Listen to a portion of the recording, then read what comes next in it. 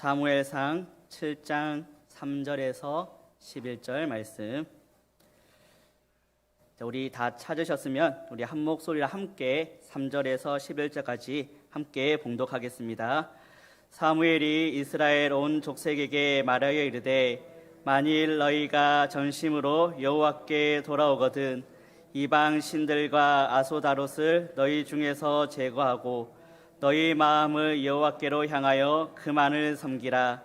그리하면 너희를 블레셋 사람의 손에서 건져내시리라. 이에 이스라엘 자손이 바알들과 아소롯을 제거하고 여호와만 섬기니라. 사무엘이 이르되 온 이스라엘은 미스바로 모이라. 내가 너희를 위하여 여호와께 기도하리라 하매 그들이 미스바에 모여 물을 길어 여호와 앞에 붓고 그날 종일 금식하고 거기에서 이르되 우리가 여호와께 범죄하였나이다 하니라. 사무엘이 미스바에서 이스라엘 자손을 다스리니라. 이스라엘 자손이 미스바에 모였다 함을 블레셋 사람들이 듣고 그들의 방백들이 이스라엘을 치러 올라온지라.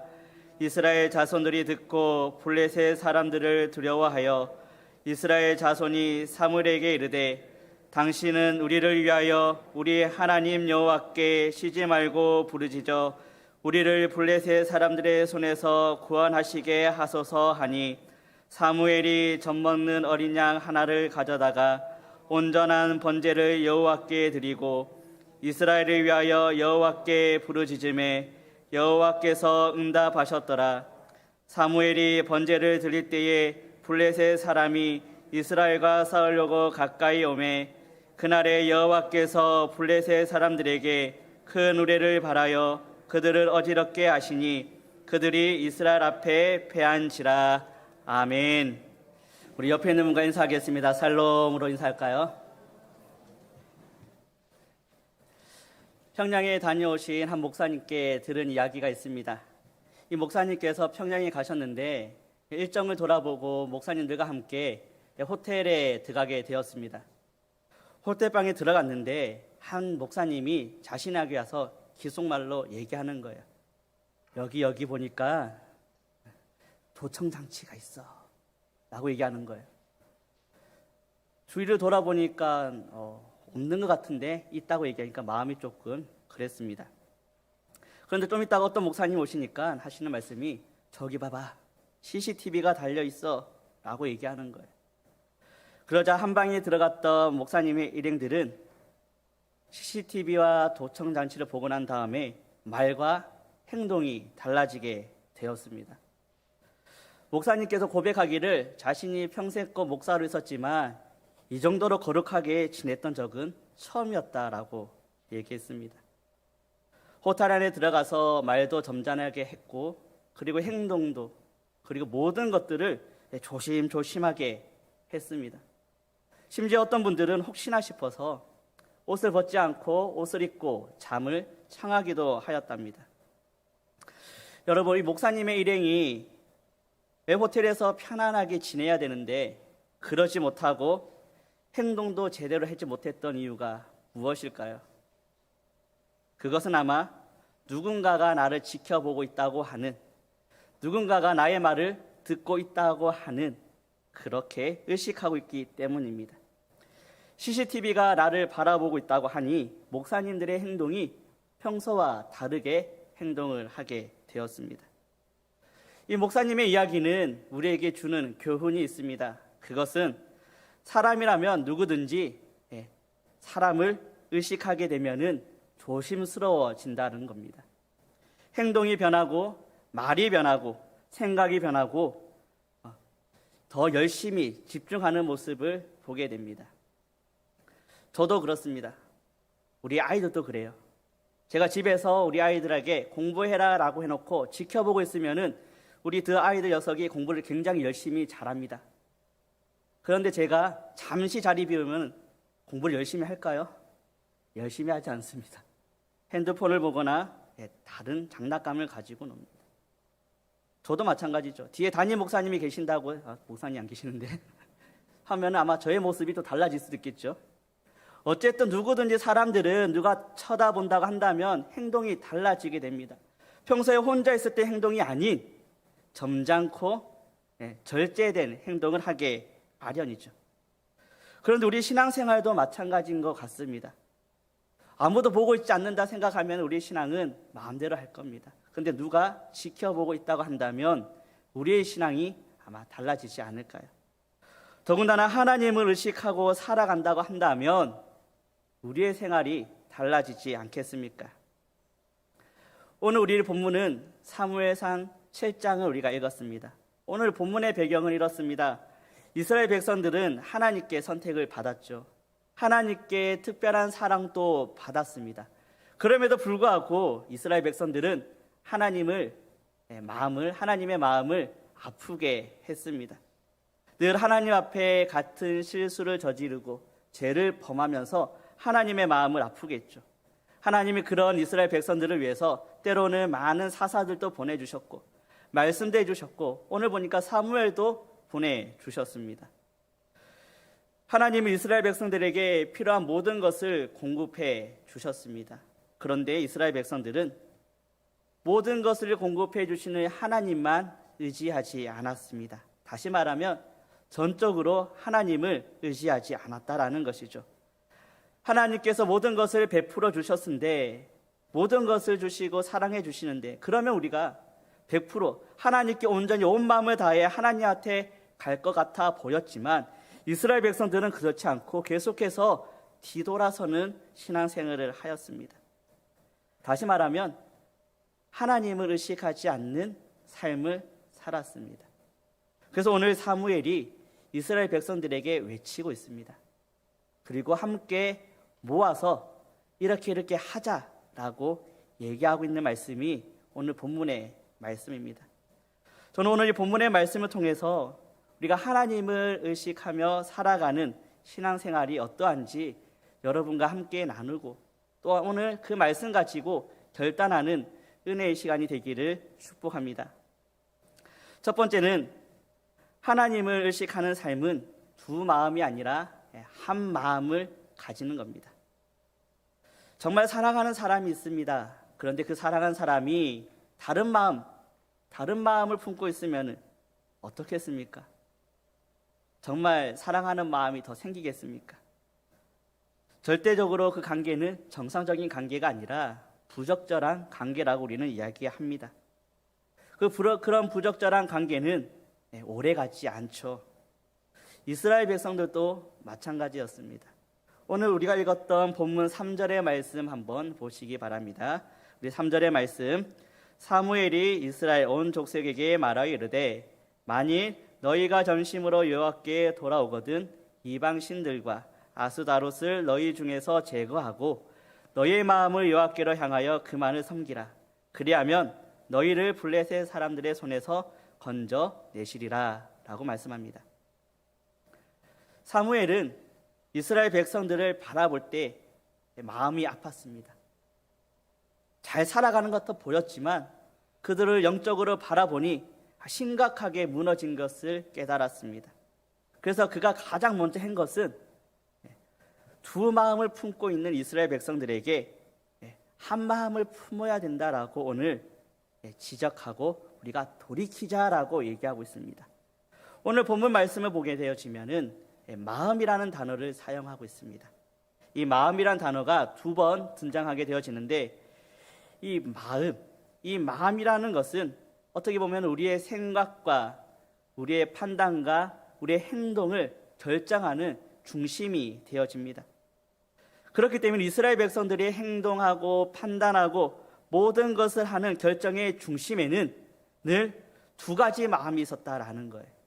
하나는 오늘 본문에 보니까 우상의 마음이 있었고 또 하나는 하나님의 마음이 함께 있었음을 보게 됩니다. 그래서 사무엘은 오늘 이스라엘 백성들을 모아놓고 이렇게 얘기를 합니다. 너희 우상을 제거해라 라고 얘기합니다. 그리고 너희 마음을 하나님께 향해라. 그리고 그만을 섬겨라 라고 얘기합니다. 우리가 읽었던 본문이 우리가 그냥 같이 봉독하였지만 실제적으로 원문에 보게 되어지면 이 사무엘이 강력하게 혼내듯이 권면하고 있는 모습입니다. 그런데 이 본문을 보면서 제가 눈에 들어온 단어가 있었습니다. 그게 바로 제거하다라는 단어를 제 마음에 와닿더라고요. 그래서 제거하다라는 말을 사전 한번 찾아보았습니다. 원어적 의미를 보니까 이 제거하다라는 말이 단번에 한 마음에서 떠난다라는 의미를 가지고 있습니다. 다시 말하면 단번에 결단해서 그곳을 떠나는 것이 제거한다라는 의미를 가지고 있습니다. 그런데 오늘 본문에 보니까 우상들을 제거하라라고 하는데 하나님이 제거시켜 주신다라고 말하고 있지는 않아요. 본문을 보니까 너희들이 제거해야 된다라고 얘기합니다. 너희들이 제거해야 된다. 다시 말하면 우리 스스로의 의지가 필요하다라고 이야기합니다. 우리가 형식적으로 많이 얘기합니다. 내가 결단하고 끊어보내야지. 아니야, 나는 이제 그만했어 라고 강력한 의지를 가지고 있지만 때로는 우리는 그 강력한 의지가 금방 무너질 때가 있다라는 것이죠. 어쨌든 제거하라라고 하는 것은 나의 강력한 의지, 결단이 필요하다라는 거예요.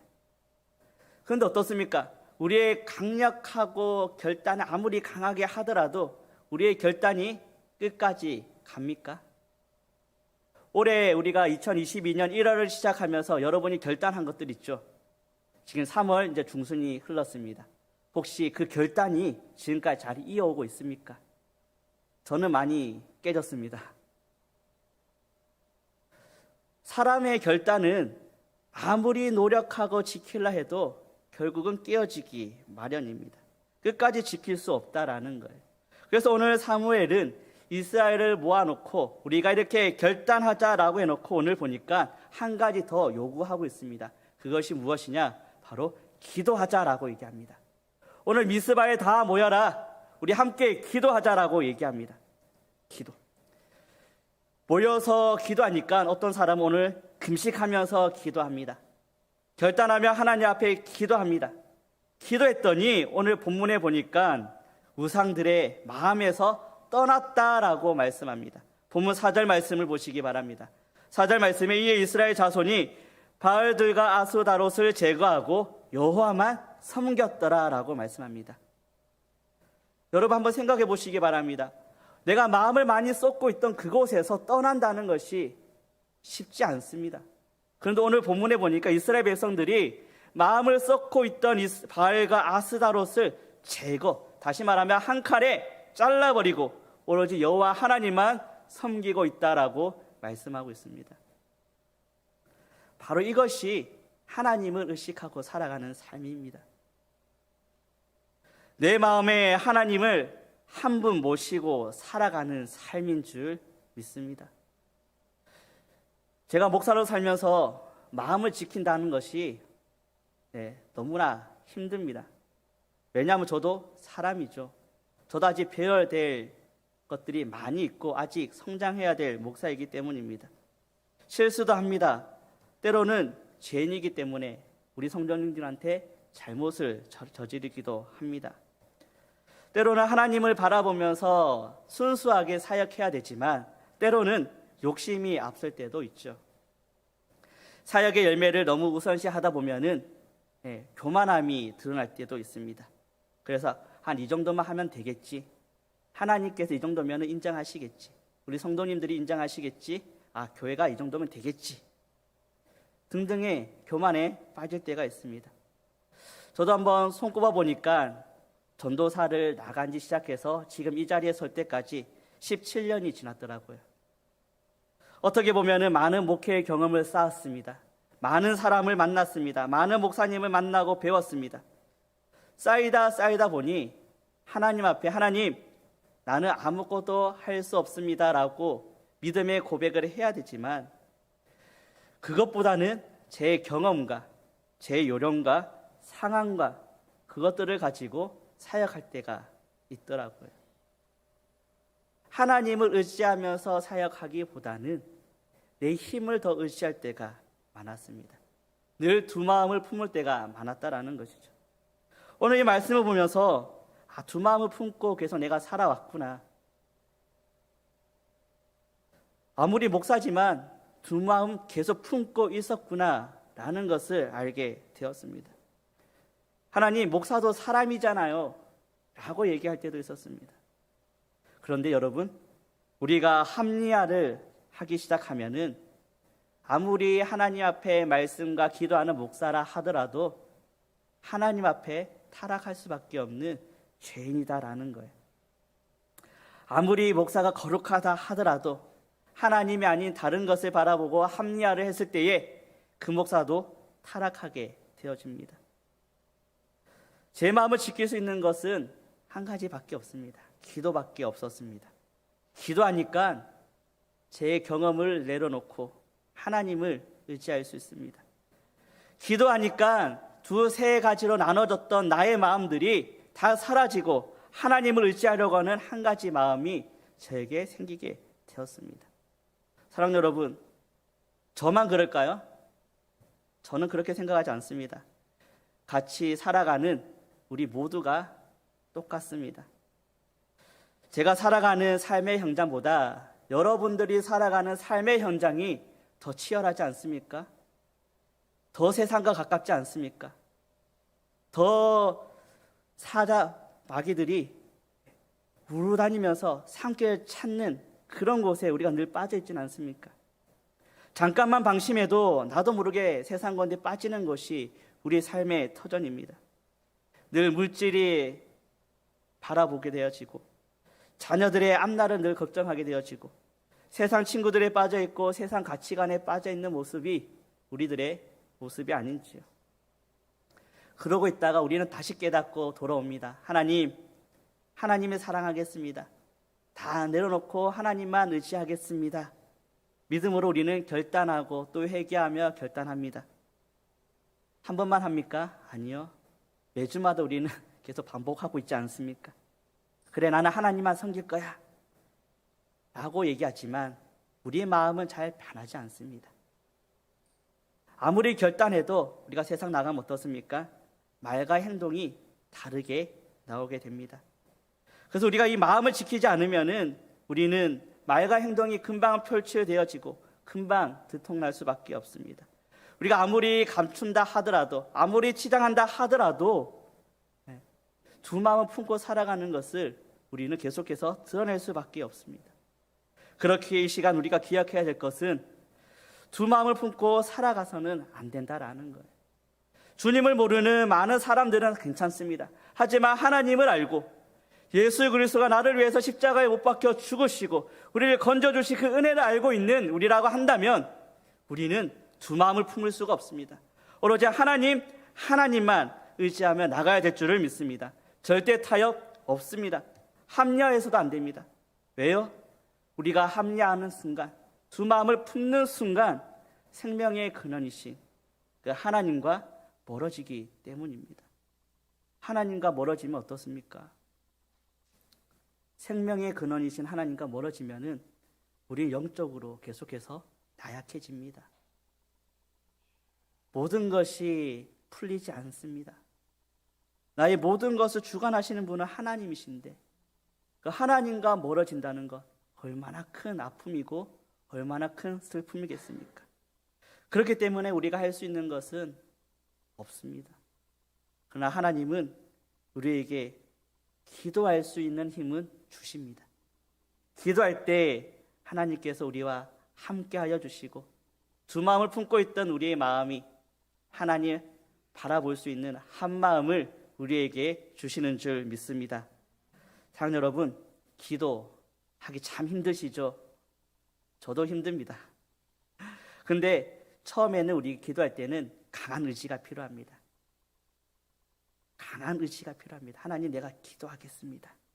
피곤하다고 바쁘다는 이유로 먼저 생각하지 말고 바쁘지만 내가 기도하겠습니다 하는 마음을 우리가 들어야 된다라는 거예요. 그래서 끝까지 강한 의지로 기도할 때에 우리는 한 마음, 하나님이 주시는 귀한 마음으로 생활할 수가 있습니다. 또 한 가지는 기도의 자리를 찾는 열심이 있어야 됩니다. 하나님은 우리에게 한 가지 씨앗을 심어주셨습니다. 그것이 뭐냐면 좀 더 잘하고 싶은 마음, 내가 신앙생활 좀 더 잘하고 싶은데, 좀 더 하고 싶은데, 하나님과 더 가까이 가고 싶은데 하는 마음을 심어주셨어요. 그래서 하나님 앞에 더 찾아갈 수 있는 이 기도의 자리 찾는 열심 또한 우리에게 주신 줄 믿습니다. 형 여러분, 기도의 자리 늘 찾아가시기 바랍니다. 바쁘더라도 생명의 근원 되신 하나님과 끊어지지 마시고 기도의 끈을 끝까지 붙잡고 나가시기 바랍니다. 그럴 때 하나님께서는 우리와 함께하여 주시고 응답해 주실 줄 믿습니다. 그래서 세상의 모든 것 두 마음 품고 있다면 오늘 이 시간 우리 가감하게 결단합시다. 그래서 기도함으로 오직 하나님 한 분만 의지하는 우리 믿음의 문현중앙의 건속들이 되시기를 간절히 축복합니다. 둘째로는 하나님을 의식하는 삶은 묻어가는 삶이 아니라 주도하는 삶이어야 됩니다. 묻어가다라는 말 들어보셨죠? 이 묻어가다라는 단어의 사전적인 의미는 함께 따라간다라는 말입니다.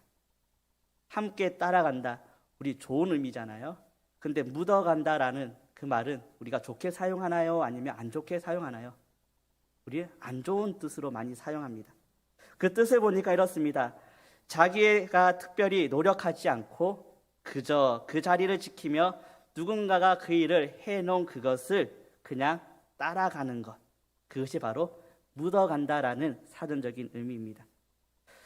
좋은 의미보다는 좋지 않은 의미로 많이 사용됩니다. 그런데 우리 신앙생활에도 그렇다라는 거예요. 근데 오늘 본문에 보니까 이스라엘 백성들이 묻어가는 신앙을 볼 수가 있습니다.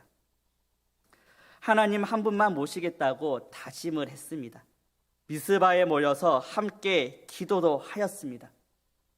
좋은 일만 있으면 되는데 오늘 본문에 보니까 블레셋이라고 하는 강력한 군대가 오늘 쳐들어왔습니다. 그러자 이스라엘 백성들의 모습이 어떻습니까? 하나님께 기도하지 않고 오늘 사무엘에게 기도를 부탁하는 내용이 오늘 나오고 있습니다. 자, 본문 8절 말씀 한번 보시기 바랍니다. 우리 8절의 말씀 우리 함께 읽어볼까요?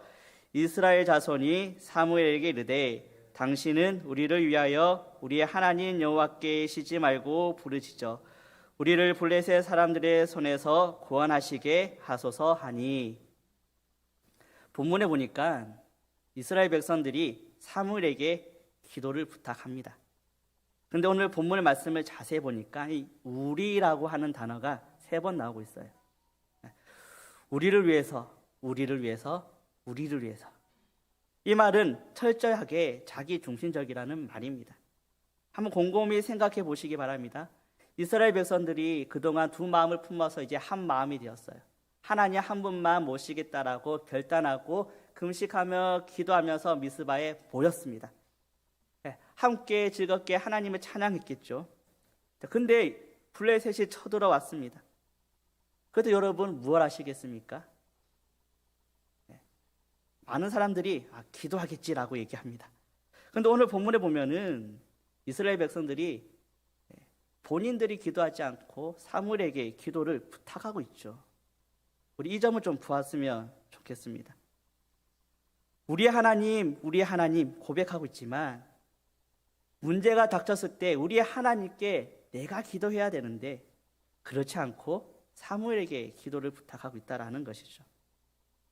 이스라엘 백성들은 신앙은 우리 하나님이라고 얘기하지만 사무엘에게 기도를 부탁하는 그 신앙은 하나님과 관계가 깊은 관계가 아니라는 것을 전적으로 보여주고 있는 모습입니다.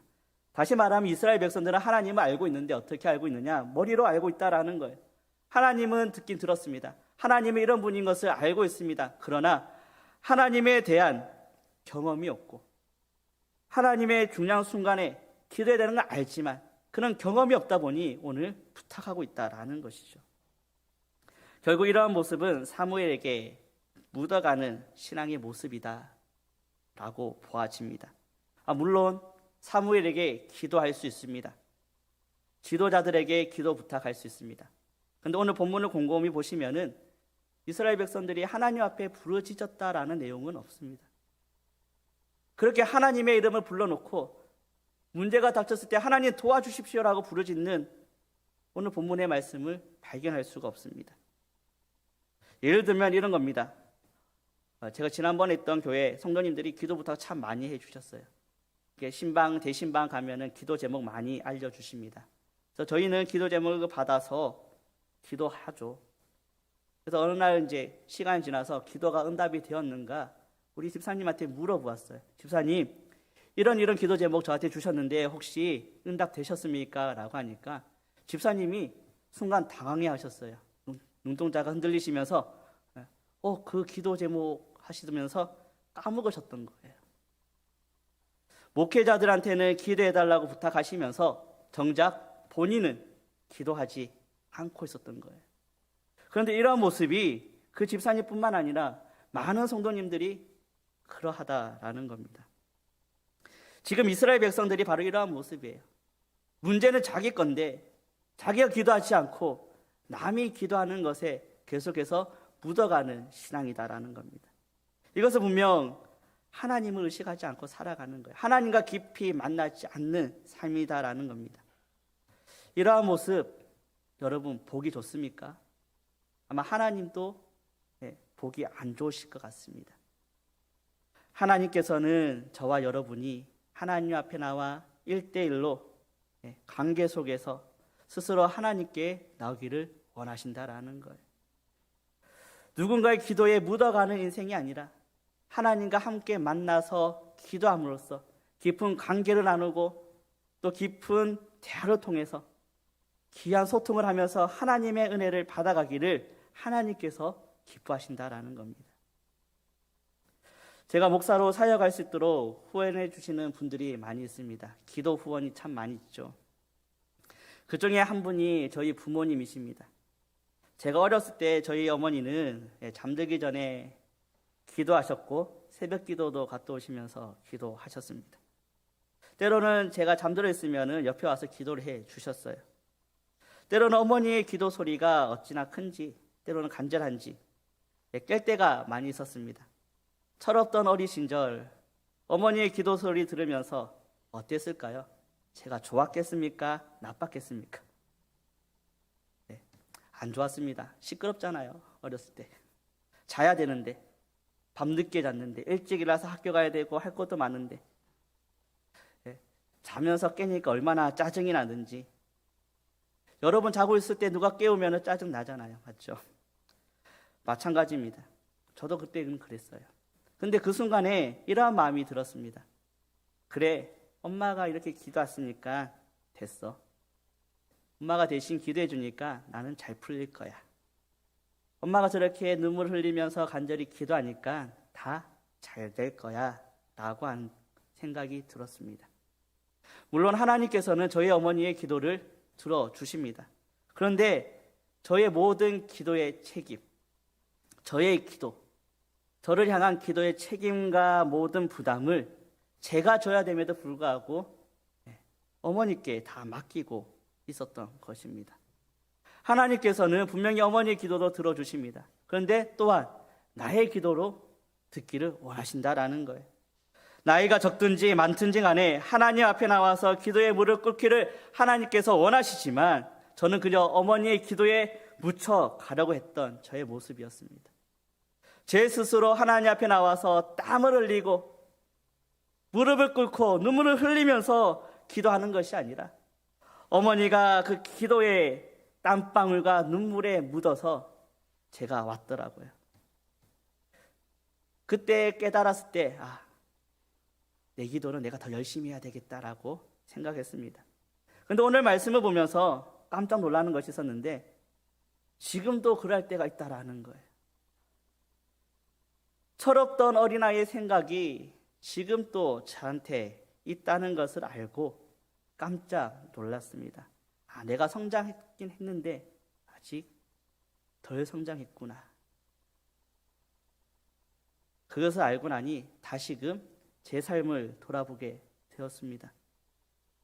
사랑하는 여러분 어떻습니까? 여러분도 다른 사람들의 기도에 묻어가고 있지는 않습니까? 근데 곰곰이 생각해 보면은 저와 여러분의 인생은 묻어가는 인생입니다. 예수님의 삶에, 예수님의 피에, 주의 보혈에 묻어가는 인생이었습니다. 내가 져야 될 십자가, 무거운 십자가가 있었습니다. 내가 죽어야 했던 그 자리가 있었습니다.